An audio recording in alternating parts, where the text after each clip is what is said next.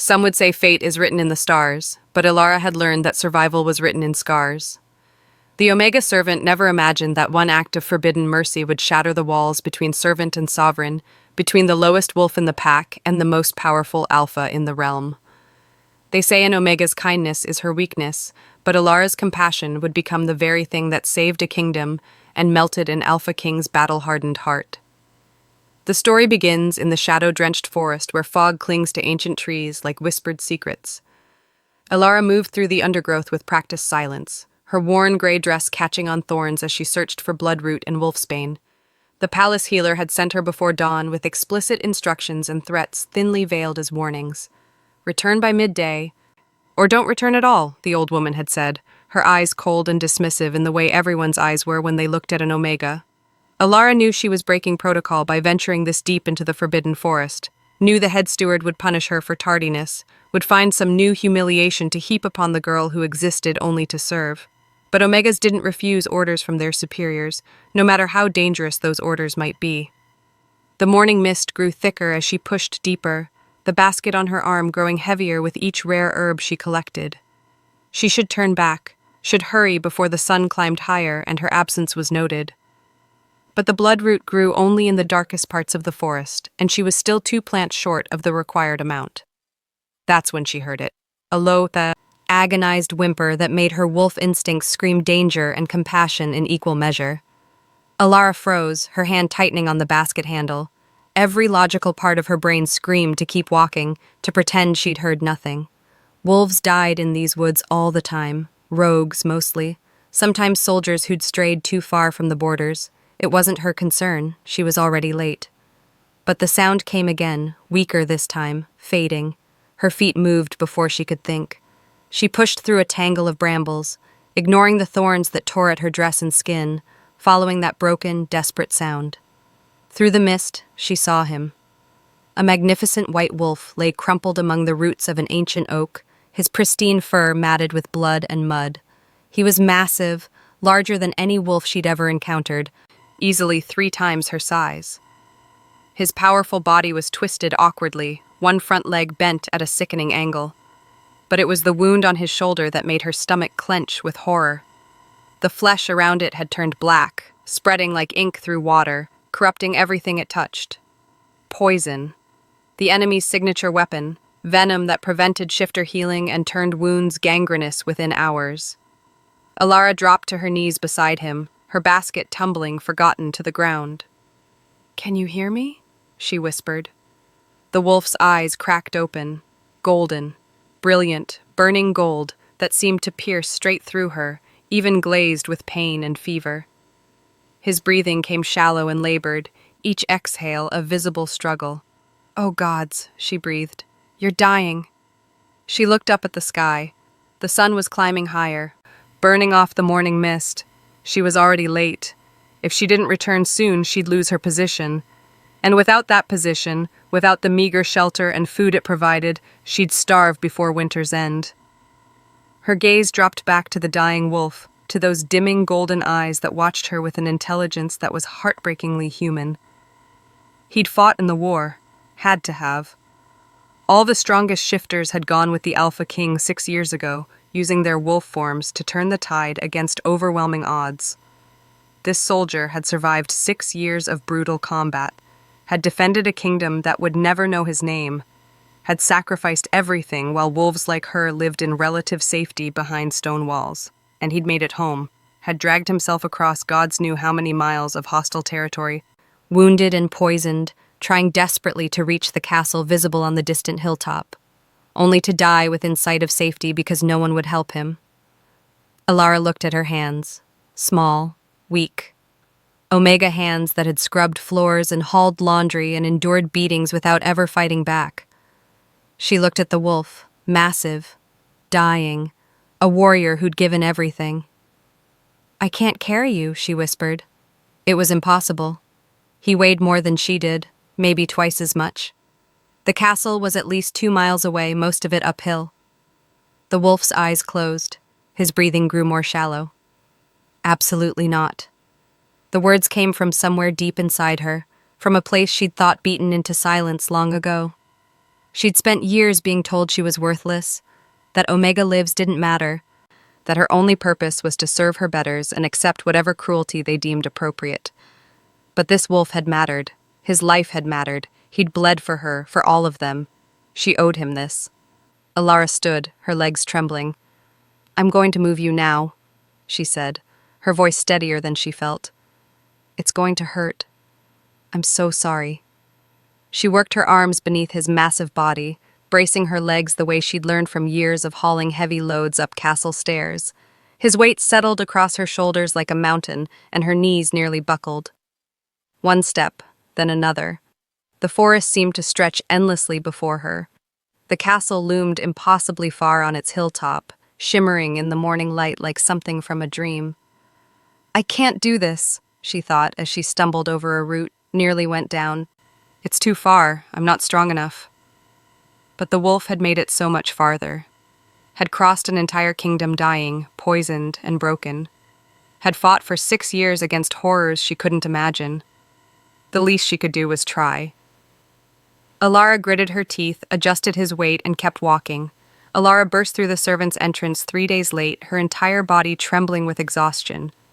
Mud and blood, not hers, stained her gray dress beyond recognition. Her hair had come loose from its braid, wild strands plastered to her face. The basket of herbs she'd been sent to gather lay forgotten somewhere in the forbidden forest, abandoned the moment she'd found him. The kitchen staff froze mid-task. Pots stopped stirring. Knives stopped chopping. Every eye turned toward her, and in their expressions she saw it. Not relief. Not concern, just judgment. "Elara," head steward Thane's voice could have frozen fire. He stood near the hearth, tall and severe, his iron-gray hair pulled back so tightly it seemed to stretch his weathered face. "How extraordinarily kind of you to finally grace us with your presence." 3 days late, Omega. 3 entire days. "Head steward Thane, please." Elara's legs shook so badly she thought she might collapse. "I found a wounded soldier in the forest. A shifter. He was dying from poison, and I couldn't just—" "You couldn't just follow orders?" Thane's thin lips curved into something that wasn't quite a smile. "How unfortunate for you that your personal heroics don't supersede the direct commands of your superiors." "He would have died," her voice cracked. "The healer said so himself. Surely saving a life takes priority over—" "Silence." The word cracked like a whip. "Nobody asked for your opinion on what our soldiers do or don't deserve, girl. You have a job. You do it. You know your place or you won't keep your next one." The kitchen fell utterly silent. The unfairness of it burned in Elara's chest, hot and bitter. Head steward Thane didn't care about the soldiers who'd fought for 6 years. The guards she'd begged for help had refused to even acknowledge her, had watched her struggle to carry the massive wolf alone. No one cared about the warriors who'd bled for them, not unless it was convenient. "These shifters fought for us," Elara said quietly, forcing the words past the thickness in her throat. "They deserve better than—" "You're dismissed." Thane gestured sharply toward the door. "Effective immediately. Pack your belongings and vacate the premises within the hour." The world tilted. "What?" "You heard me clearly." His expression was carved from ice. "Get out! I want you gone before nightfall." Elara looked wildly toward the other servants. Mira stood near the washing tubs, her round face creased with horror. Beside her, Thomas the kitchen boy looked stricken, but neither dared speak. No one would risk their own position for an Omega. "But the weather," she protested, her voice rising with desperation. "Another storm is coming. Can't I at least wait until—" "You should have thought of that before playing hero," Thane said, turning away dismissively. "Now get out of my sight." Elara's throat burned. 6 years she'd worked here. 6 years of backbreaking labor, of swallowing every insult, every casual cruelty. 6 years of making herself invisible, of being grateful for scraps and a roof over her head. And this was how it ended. She made it to her tiny room before the tears came. Everything she owned fit into a single worn bag. A spare dress, her mother's bone comb, a few copper coins. 6 years, and this was all she had to show for it. A soft knock made her look up. Mira slipped through the door, her expression tight with worry and guilt. That was cruel, even for Thane. He was within his rights. Elara shoved her spare dress into the bag with shaking hands. I was late, 3 days late. You saved a soldier's life, Mira hissed. A warrior who fought in the king's army. Thane doesn't care about that. Elara's voice went flat. The guards didn't either. They wouldn't even help me carry him. Just stood there and watched me struggle. Mira's expression flickered, sympathy mixing with something harder. Resignation. I know it's not right, but Elara, you have to look out for yourself. Times are hard for Omegas. Where will you go? How will you survive the winter alone? So, I should have left him to die? The question came out more bitter than she intended. The shifter might not even live anyway. Mira's voice was gentle but firm. And what good does it do if you freeze to death in some ditch? Helping others is what makes this world worth living in. Elara's hands trembled as she tied her bag closed. If we all just look out for ourselves, what's the point of any of it? Mira was quiet for a long moment, then sighed deeply. Listen, you can't go out in this weather. Hide with Healer Kael until the storm passes. He won't turn you away, not after you brought him that soldier. She pressed a bundle into Elara's hands, bread, cheese, and a small flask. Just pray Thane doesn't come looking, or he'll have you thrown in the dungeons for trespassing. Elara hugged her fiercely. Thank you. Stay alive, Mira whispered, and stay away from Sarah. That one's Thane's spy. 10 minutes later, Elara slipped through a side door and into the gathering dusk. The wind had picked up again, carrying the promise of another storm. She pulled her thin cloak tight and hurried toward the warm glow of Healer Kael's cottage at the edge of the castle grounds. The healer opened the door before she could knock, his weathered face creasing with understanding. I wondered if you'd end up back here. Come in, child, before you freeze. The cottage's warmth enveloped her like an embrace. Elara sagged with relief, then immediately felt guilty for the intrusion. I'm sorry to impose. Head steward Thane fired me, and I have nowhere else to go until the storm passes. Fired you for saving a life? Kael shook his head, his gray beard bristling with indignation. That man has ice in his veins. You're welcome here as long as you need, Omega or not. How is he? Elara's eyes immediately went to the examination table where the white wolf lay, his massive form still unconscious but breathing steadily. Stable. Kael moved toward his herb shelves with practiced ease. The poison is working its way out slowly, but he'll live, thanks to you. Actually, I could use your help. These old hands aren't as steady as they used to be, and that shoulder wound needs cleaning properly before I can stitch it closed. Of course. Elara set her bag down and moved to the wash basin, scrubbing her hands clean. At least here she could be useful. At least here her sacrifice had meant something. Tell me what you need, she said quietly. And as Healer Kael guided her through preparing salves and cleaning the wolf's wounds, Elara felt the tight knot in her chest loosen slightly.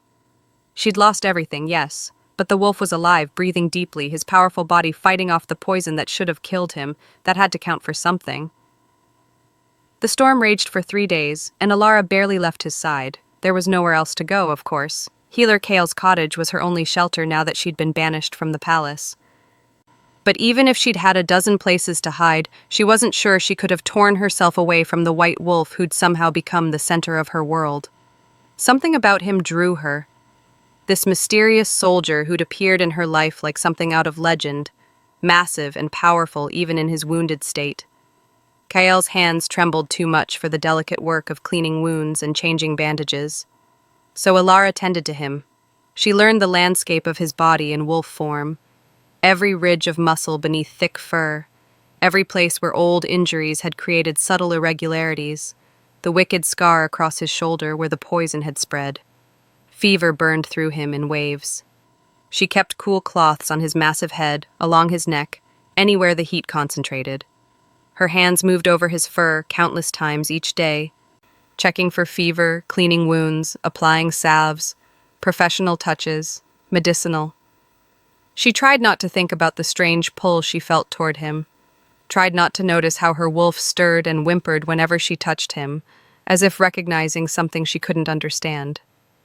It helps to talk to them, Kael had said, watching her with knowing eyes. Gives them something to hold on to, a reason to fight their way back. So Elara talked.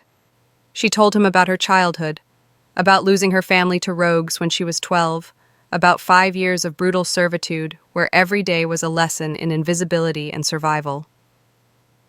"The kingdom waited so long for you soldiers to come home," she said softly one evening, stroking the soft fur between his ears. "All of you. 6 years feels like a lifetime." Her fingers traced down his massive head, smoothing over his muzzle with gentle reverence. His fur was softer than she'd expected, thick and warm beneath her touch. "We heard stories about the battles," she continued, her voice dropping to barely a whisper. "About how the shifters turned the tide, about how brave you all were." Her hand came to rest on his shoulder, just above the healing wound, a grounding touch, a promise. "You're a hero," she whispered. "You protected us when we couldn't protect ourselves. Thank you for everything you sacrificed, for the years you gave, for coming home." The wolf's breathing seemed to deepen, to steady beneath her words. Even fevered and unconscious, he responded to her voice, her touch. On the 4th morning, everything changed. Elara woke slumped in her chair, her neck stiff from sleeping at an awkward angle. Pale sunlight streamed through the windows, the first real sunlight in days. The storm had finally broken. She sat up quickly, her hand immediately going to check the wolf's temperature. Cool. His fur was cool beneath her palm. The fever had broken. Relief flooded through her so powerfully it made her dizzy. She pressed her hand to his chest, feeling the strong, steady beat of his heart. He was going to live. "I'm going to fetch fresh water," Kael said from across the cottage. "Keep watch while I'm gone." The door clicked shut, leaving Elara alone with the sleeping wolf. She was reaching for a clean cloth when light suddenly bloomed beneath the white fur, not firelight, not lantern glow, something else entirely, pale and shimmering like moonlight made liquid. Elara stumbled backward, her hip hitting the table edge, her heart hammering against her ribs. What was happening? The light rippled across his body in waves, and the fur began to recede. Bones shifted and reshaped with a soft whisper like wind through leaves. His massive form seemed to blur, to flow like water taking new shape. Then the light faded, and where the wolf had been, a man lay unconscious on Kael's examination table. Elara's hand flew to her mouth, stifling a gasp. A naked man. Her first instinct was to look away, to avert her eyes like a proper Omega should, but she couldn't. Couldn't move, couldn't breathe, couldn't do anything but stare at the most magnificent male she'd ever seen. He was massive. That was her first coherent thought. Easily 6.5 feet of raw, powerful muscle that made the examination table seem impossibly small. His skin was bronze, marked with an intricate map of scars that told stories of violence and survival. They crisscrossed his chest, his arms, his abdomen like a warrior's history written in pain. Her gaze traveled upward almost against her will. His face was all sharp angles, strong jaw shadowed with dark stubble, high cheekbones, a blade of a nose. Black hair fell across his forehead, damp with the remnants of fever. Even unconscious, even battered and healing, he radiated power, alpha power that made her Omega instincts scream submission and something far more dangerous. Desire. Heat flooded through her body, low and insistent. Her wolf whimpered and paced, suddenly desperate, suddenly knowing something Elara's conscious mind refused to acknowledge. She should cover him, should grab a blanket and preserve his modesty. Should stop staring like some foolish girl who'd never seen a male before. But she had never seen a male like this. Never been this close. Never felt this overwhelming pull that made her want to touch, to taste, to... Her hands trembled as she finally forced herself to move, reaching for the blanket folded on the nearby chair. She draped it carefully over his lower body, but even that simple act felt intimate, forbidden. His eyes opened. Golden eyes, burning with an intensity that pinned her in place like prey beneath a predator's gaze. They were glazed with lingering fever, unfocused, but even dulled, they held a power that made her breath catch. Those eyes locked onto hers, and Elara felt it.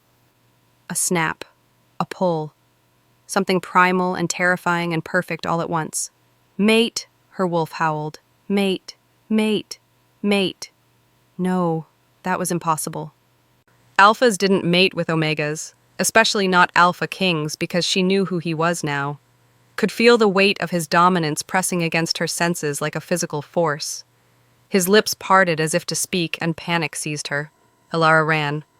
She fled the cottage without thinking, without explanation, her heart pounding so hard she thought it might burst from her chest. Behind her, she heard Kael's startled exclamation, heard the creak of the examination table as the man tried to rise. But she didn't stop, couldn't stop. Because everything had just changed, and Elara had no idea how to survive what came next. Elara had nowhere else to go, so she did the only thing she could. She returned to the palace. The servants' entrance felt different now, smaller, more hostile.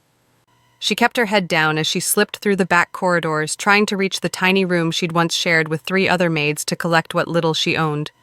She made it perhaps 20 paces before a cold voice stopped her. "Still here, I see." Head Steward Thane stood near the main corridor, 2 guards flanking him. His expression was carved from ice. "I thought I made myself clear about trespassing." "Please, Head Steward," Elara said quickly. "I just need to collect my things and I'll leave. The storm has passed now. I won't cause any trouble." "Trouble?" Thane's thin lips curved into something cruel. "You've caused nothing but trouble since the moment you dragged that dying shifter onto palace grounds. 3 days absent from your duties. 3 days." A small crowd was gathering now, servants pausing in their work, nobles lingering in doorways. Elara felt their eyes on her, felt the weight of their judgment. "I saved a soldier's life," she said, her voice stronger than she felt. "A warrior who fought for this kingdom for 6 years. Surely that matters more than—" "Guards," Thane interrupted sharply. "Escort this trespasser off palace grounds immediately. Perhaps a night in the cells will teach her about following orders." The guards moved forward. One grabbed Elara's arm roughly, his fingers digging into her flesh hard enough to bruise. Panic surged through her. "Wait, please," she gasped. "I haven't done anything wrong, I just—" "Release her, now!" The voice cut through the corridor like a blade, deep, commanding, carrying absolute authority that made everyone freeze. Elara's heart stopped. She knew that voice. Had listened to it rough with fever, soft with gratitude, ragged with desire. The crowd parted. He stood at the end of the corridor, dressed now in clothes that actually fit. A loose white shirt and dark trousers that couldn't hide the powerful build beneath.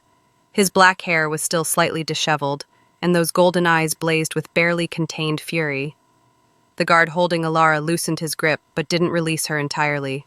"And who are you to give orders in the Alpha King's palace?" Thane demanded, though something flickered in his expression. Uncertainty. The man stepped forward into the fuller light. His presence seemed to fill the entire corridor, radiating dominance that made Elara's Omega instincts scream and whimper in equal measure. One of the guards, an older man with silver in his beard, went completely still. His face drained of color. Then he dropped to his knees so fast Elara heard the impact. "Merciful gods," he breathed. "Your Majesty." The words echoed through the corridor like a shockwave. "Your Majesty."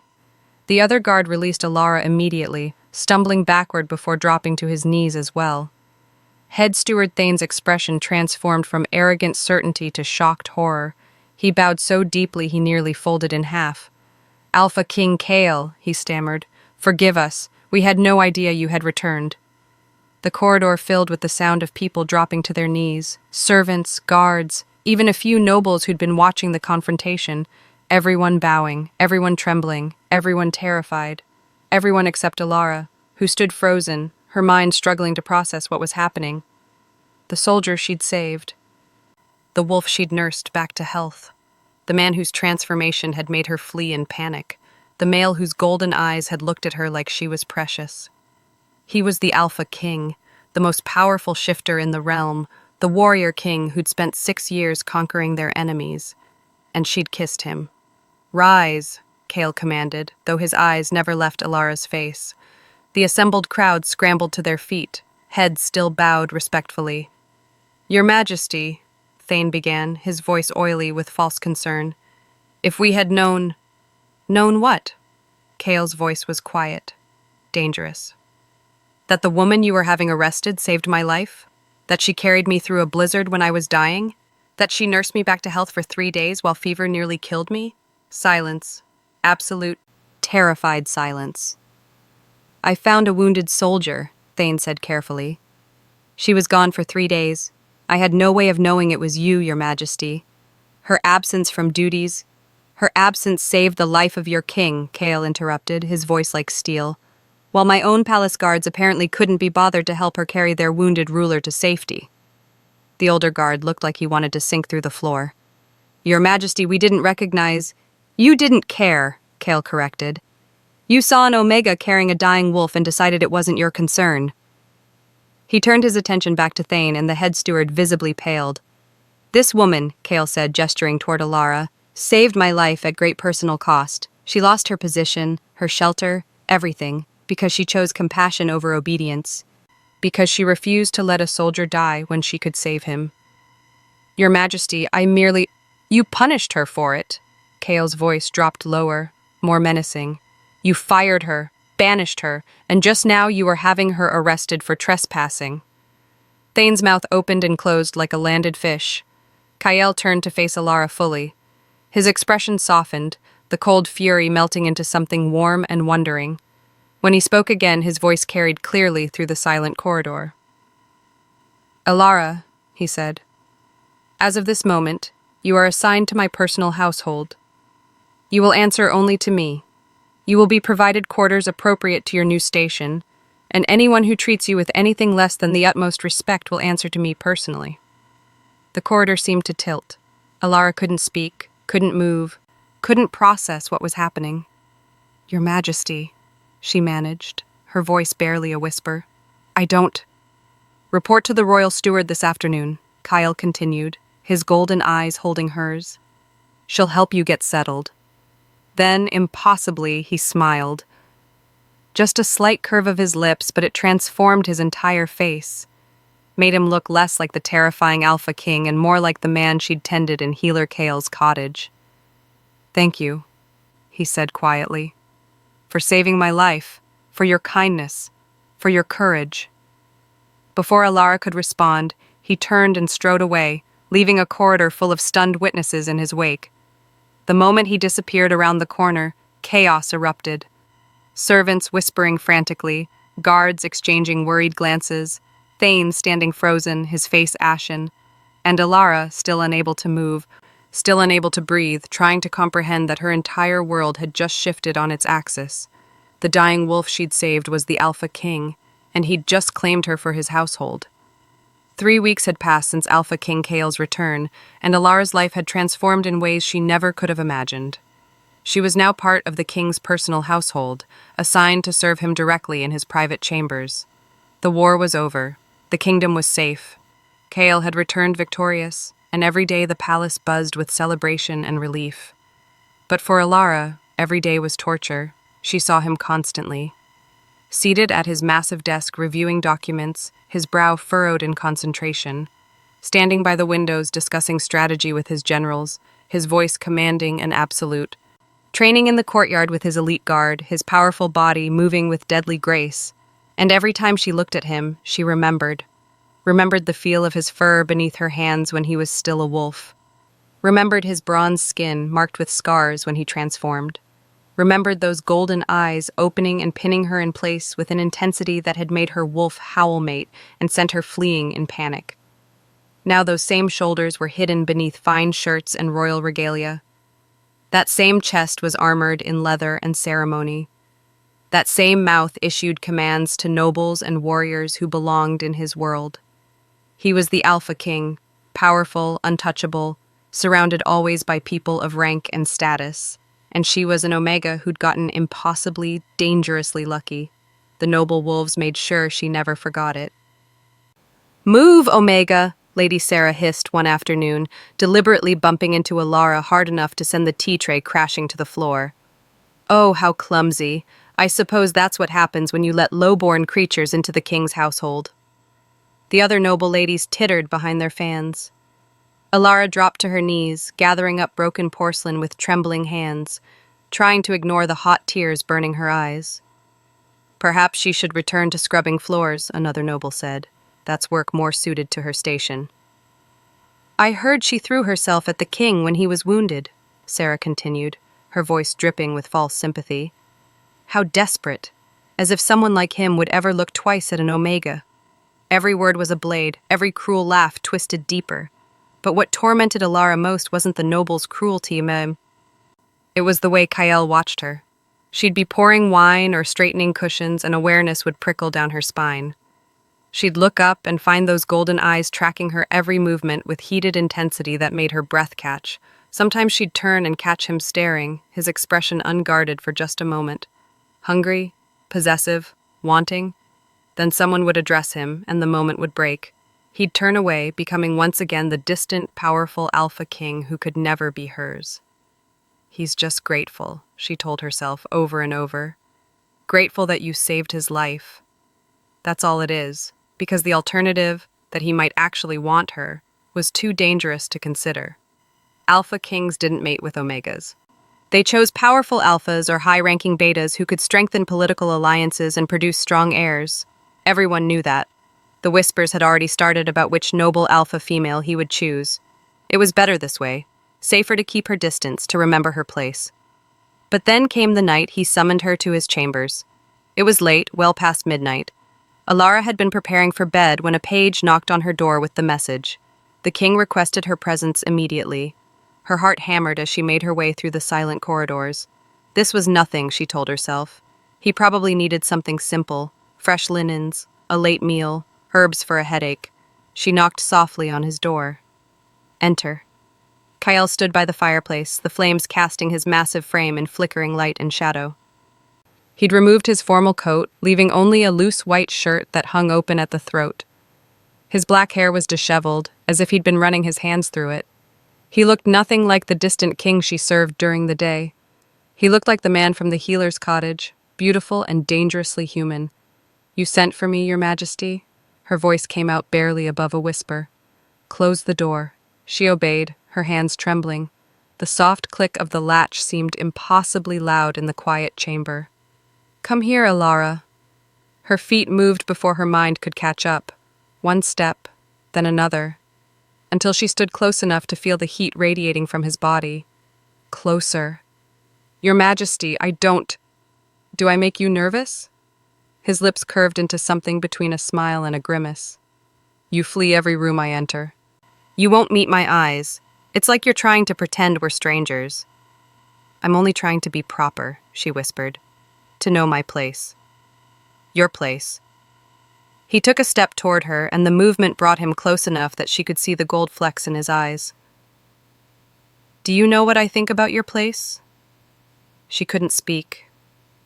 Couldn't breathe. "I think about you constantly," he said, his voice rough. "Every moment of every day.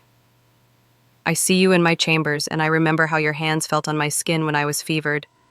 How your voice sounded when you talked to me, thinking I couldn't hear. How you carried me through a blizzard because you refused to let me die."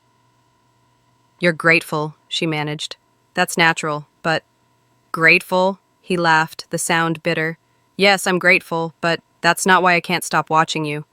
That's not why my wolf goes insane every time another male comes near you. That's not why I summoned you here in the middle of the night when I should be reviewing battle reports."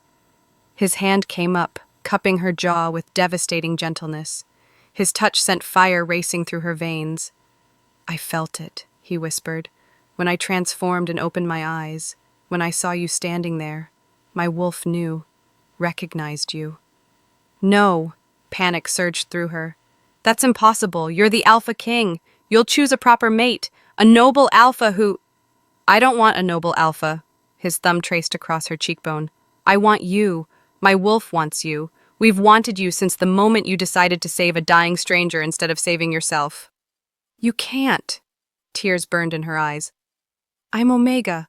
I'm nothing. This isn't—" His mouth crashed into hers, swallowing her protests. This wasn't like anything she'd ever imagined.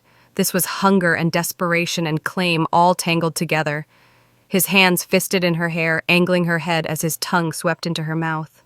She whimpered against him, her body responding even as her mind screamed that this was wrong, impossible, doomed. He backed her against the wall, his body pinning her in place.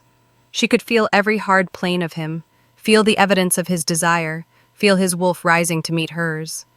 "Mine," he growled against her lips. "Say it. Say you're mine." And God's help her, she wanted to surrender everything to this impossible, beautiful male who made her feel precious instead of worthless. but that was exactly why she couldn't. "No," she gasped, pushing against his chest. "Please. I can't do this. Elara." "You're the Alpha King." The words came out broken, desperate. "You'll realize this is a mistake. You'll choose someone proper, and I'll—" Her voice cracked. "I can't survive loving you and losing you." She ducked under his arm and ran, fleeing his chambers before he could stop her, before she could give in to what they both wanted, and doom herself to heartbreak when reality inevitably crashed back in. Elara fled through the servant corridors, her lungs burning, her whole body trembling with the aftermath of Kael's kiss and her own desperate retreat. She'd nearly surrendered everything, nearly let herself believe that an Alpha King could want an Omega as his mate. The fantasy had been so beautiful, so tempting, so utterly impossible. She turned a corner into a narrow storage corridor and stopped short. Voices, low and urgent, coming from an alcove just ahead.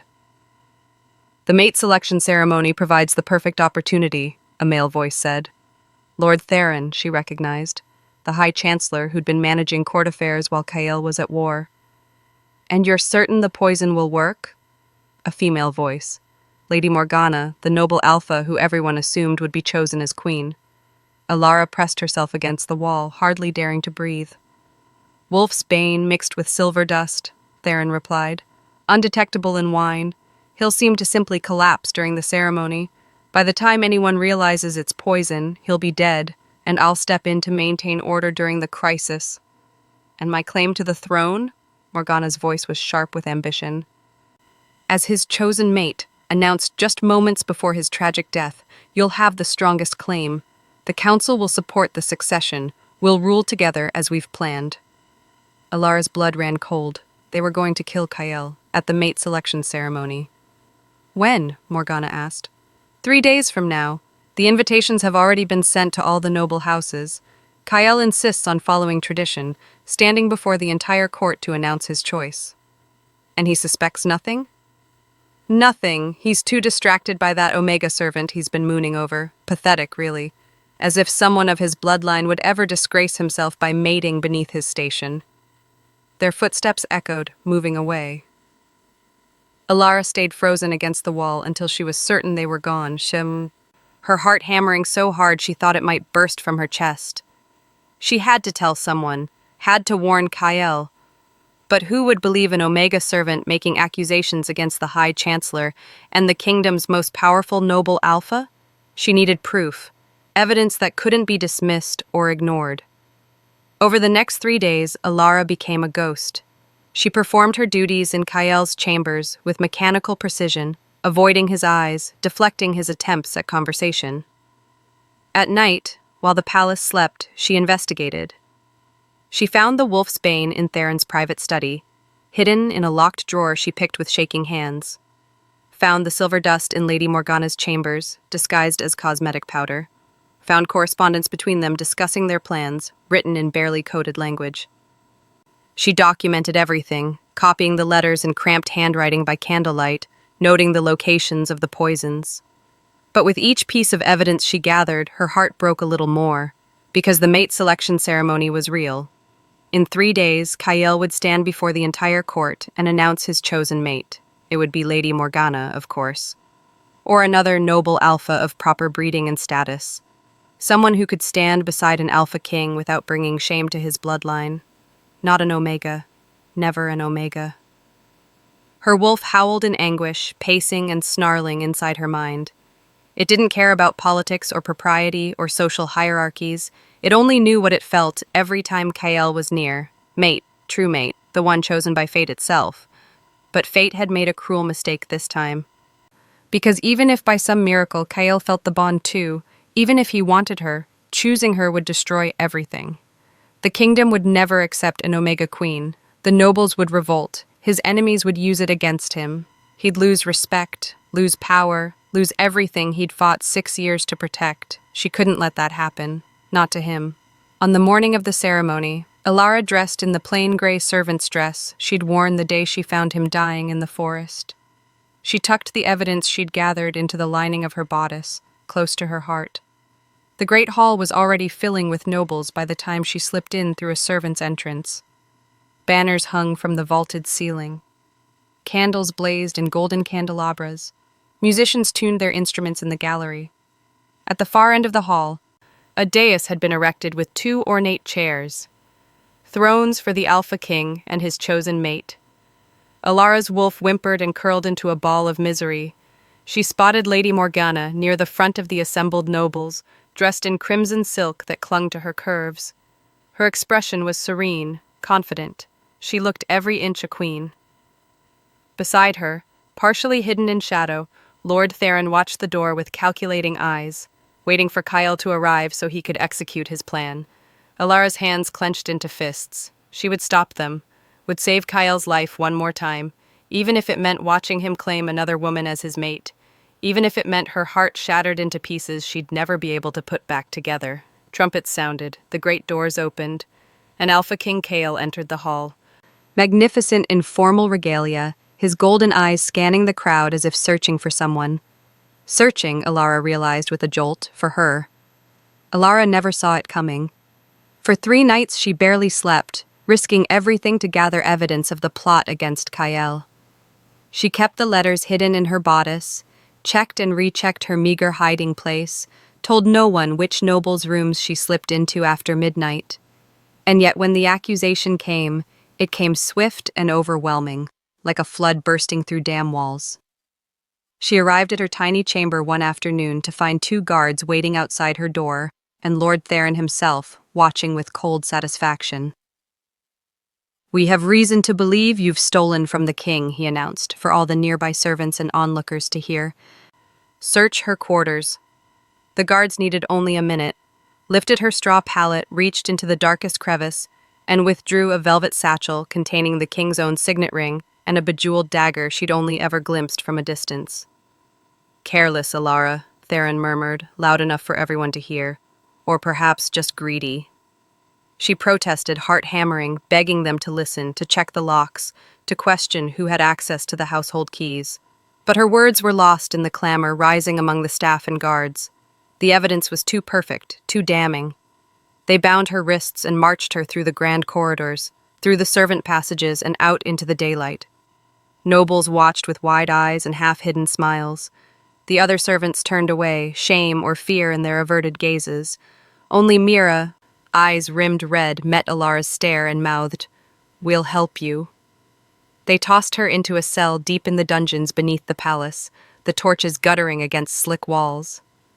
There was barely enough space to stretch out, and when Lady Morgana appeared, her red gown untouched by soot or stone, Elara's fear crystallized into dread. Morgana leaned close, her perfume a sickly sweet poison. "You always looked lost, little Omega. Always believed you mattered just because the king pitied you. But soon, you'll have all the attention you want, a queen's execution. The mate selection ceremony will go forward, but with a tragic display, an Omega hanged for treason, a necessary lesson for the kingdom." Morgana had the jailers drag her from the cell and chain her upright to a rusted pillar. "Let's see how much truth an Omega can bear," she purred. The next hours blurred into aches and terror as Morgana toyed with her, pressing her thumb in a vicious vice, the infamous thumbscrew, until Elara cried out in pain, threatened water dunking when she refused to confess, promising the Iron Maiden's embrace if she didn't sign a false confession. "Confess, and your death will be quick," Morgana whispered, stroking Elara's bruised cheek. "Evidence sits in the guard's log, a false signature away from sealing her fate." But Elara refused. She thought of Kael's golden eyes, her wolf snarling defiance through the pain. She would not give them this last victory. It wasn't until the second night that hope arrived. She woke to hands shaking her shoulder and saw Mira's tear-stained face, Thomas the kitchen boy with a ring of stolen keys, and even old healer Kael, his hair wild beneath his hood. "We've seen the ledgers. We know what they're doing," Mira whispered fiercely. "We have to get you out. Now!" The rescue was desperate, clumsy, real. Thomas fumbled the keys, nearly dropping them. Mira wept quietly, pressing bread into Elara's hand. Kael steadied her, used his own knowledge of the dungeons to find the narrowest passage. The servants had risked everything, work, safety, even freedom, to save her, because she had once risked everything for a stranger on the road. As they hurried her toward the stairs, distant bells sounded from above. The mate selection ceremony, Kael's public display and Morgana's plotted coup had begun. The fate of an Omega and an entire kingdom balanced on a knife's edge, and Elara knew she could not fail. The evidence pressed against her ribs felt impossibly heavy, yet it was the only weapon she had left. Elara raced through the palace corridors, her lungs burning, her torn gray servant's dress flapping around her legs. The evidence was still pressed against her ribs, the letters and notes she'd risked everything to gather. Behind her, she could hear Mira and Thomas trying to keep up, but she was faster, driven by pure, desperate terror. The great hall's doors loomed ahead, massive oak carved with the royal crest. Music and voices spilled from within. The mate selection ceremony had already begun. She burst through the doors without ceremony, without permission, her entrance so violent that the heavy oak slammed against stone with a crack like thunder. Every head in the hall turned toward her. Hundreds of nobles in their finest silks and velvets, their expressions shifting from shock to disgust as they took in her appearance. Bruised, filthy, dressed in rags, hair wild around her shoulders. At the far end of the hall, on the raised dais, Alpha King Kael stood resplendent in ceremonial armor that caught the candlelight like captured stars. His black hair was swept back, his golden eyes wide with shock.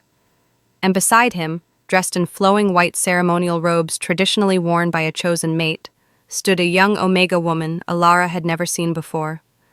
The impostor was beautiful, with delicate features and dark hair woven with flowers. She held a golden cup in her hands, the ceremonial wine that the king and his chosen would share to seal their bond. But Elara's wolf senses caught what human eyes couldn't see, the faint bitter scent beneath the wine's sweetness.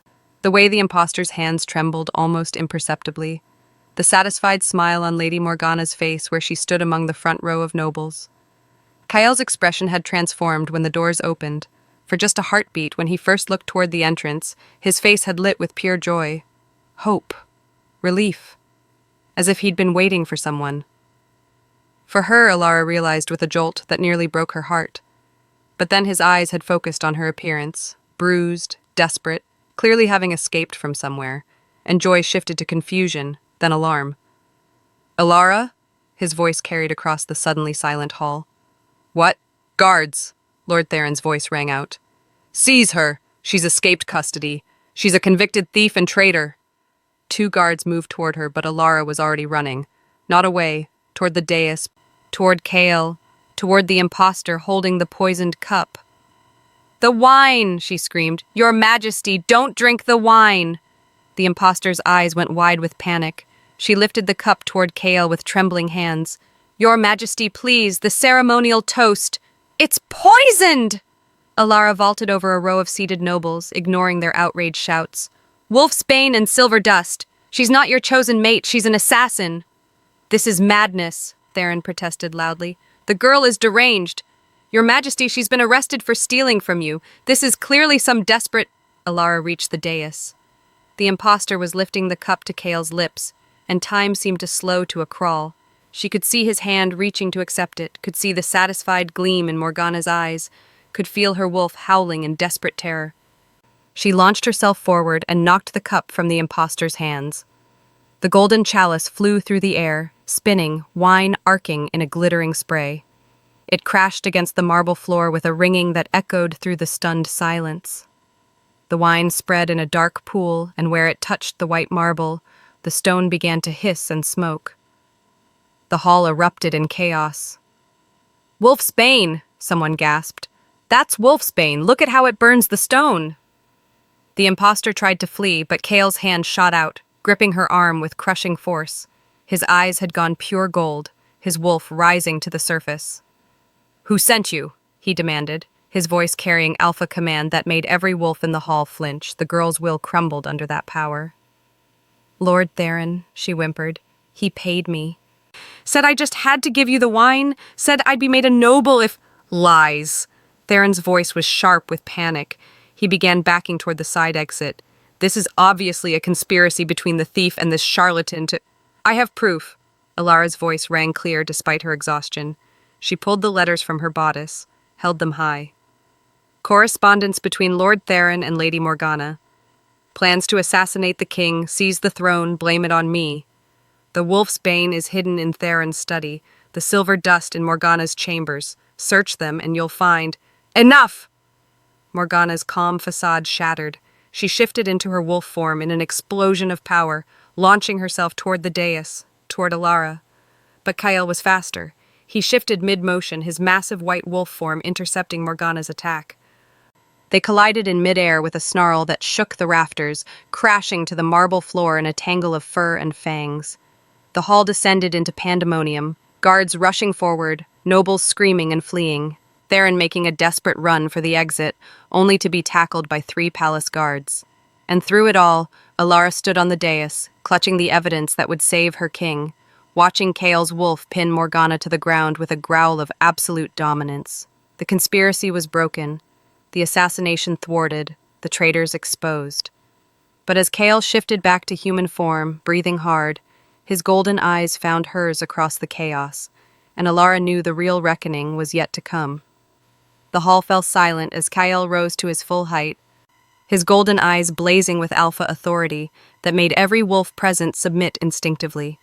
Blood marked his hands where he'd forced Morgana back to human form, her neck exposed in ritual surrender. "The law is clear," he said, his voice carrying to every corner of the great hall. "The penalty for high treason is death." Lord Theron struggled against the guards holding him, his face twisted with rage and terror. "You can't do this. I'm High Chancellor. I have rights. A trial." "You plotted to assassinate your king," Kael interrupted, his voice dropping to something cold and final. "You poisoned ceremonial wine during a sacred ceremony. You framed an innocent to take your place on the gallows. There will be no trial. There will be justice." He shifted then, his massive white wolf form filling the space before the dais. The execution was swift and brutal, as tradition demanded for traitors who'd raised their hand against the crown. Elara looked away, but she couldn't block out the sounds, couldn't ignore the absolute silence that fell when it was finished. When Kael shifted back to human form, someone had brought him a robe. His golden eyes found Elara, where she still stood on the dais, clutching her evidence, looking small and battered and impossibly brave. "Clear the hall," he commanded. "Everyone except—" He paused, his gaze sweeping across the assembled nobles. "Everyone stays. You will all bear witness." Murmurs rippled through the crowd. Witness to what? Kael walked toward Elara with deliberate slowness. Every eye in the hall tracked his movement. She wanted to flee, to hide, to disappear, but his gaze held her pinned in place. He stopped directly in front of her, close enough that she had to tilt her head back to meet his eyes, close enough that she could see the gold flecks dancing in their depths. "Do you know why I called this ceremony?" he asked, his voice soft but carrying clearly through the silent hall. "Why I insisted on tradition, on standing before the entire kingdom to announce my choice." "To choose your mate," Elara whispered. "A proper queen." "To choose you," he corrected gently. "The impostor was never part of my plan. That was Theron and Morgana's insertion, their attempt to get close enough to poison me. But I never intended to choose anyone except the woman who saved my life." The hall erupted in shocked whispers. Elara's heart stopped. "Your Majesty, you can't—" "I felt it," he continued, his hand coming up to cup her face. "When I transformed in the healer's cottage, when I opened my eyes and saw you standing there, my wolf knew, recognized you as our true mate." "I'm Omega," she protested weakly. "You need someone of status, someone who can strengthen your—" "I need you," he interrupted fiercely. "I need the woman who carried me through a blizzard when she could barely stand, who nursed me through fever even after losing everything, who risked her life to gather evidence and save me from assassination. That's the queen this kingdom needs. That's the mate I choose." "The nobles will revolt," she whispered. "They'll never accept—" "Then they can challenge me," Kael's voice rose, addressing the entire hall. "Anyone who believes an Omega cannot stand beside an Alpha King. Anyone who thinks status matters more than courage, or breeding matters more than character. Challenge me now. Fight me for the right to dictate who I claim as my mate." Silence. Absolute, terrified silence. "That's what I thought," Kael said softly. He turned back to Elara, his expression gentling. "You saved me. In every way a person can be saved. Let me save you back. Let me give you everything you deserve. Safety, honor, a place where you never have to hide or bow or apologize for existing." Tears burned in Elara's eyes. You really want this? Want me? More than breathing, he said simply. My wolf has been going insane watching you flee from me, watching you believe I'd choose anyone else. There is no one else. There has never been anyone else. From the moment you decided to save a dying stranger, you claimed me. Now let me claim you back. He dropped to one knee before her, before the entire assembled court, and bared his throat in the ultimate gesture of trust and devotion. Elara, he said, his voice rough with emotion.